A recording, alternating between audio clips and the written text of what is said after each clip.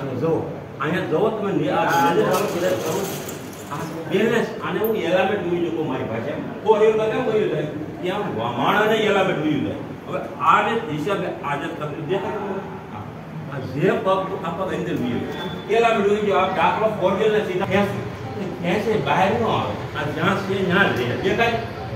જ્યાં છે ત્યાં લે આ લેવો અને આને હું અડીને એટલે લગભગ દુખતું છે આ એક બીજી નુકસાની આ ભાગ અલગ દુખતો હોય કોઈ બોટલ પકડાય કોઈને પીંડી પકડાય કોઈને પાણી પકડાય કોઈને કડ પકડાય કોઈને ખંભો પકડાય પણ આ તો દુખતું જ હોય લગભગ જો આ હું અડું છું આનો દુખતું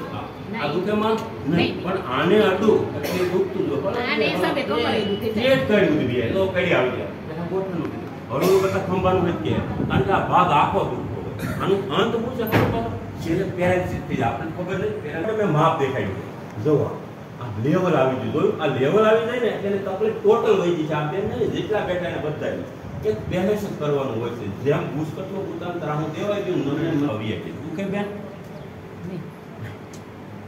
આ તો એક ટકો બીમાર છે મારી લીધે અમુક તો ટેડીને લાવે ને ઊભા થાવ તો બેન એક જ મિનિટ થાય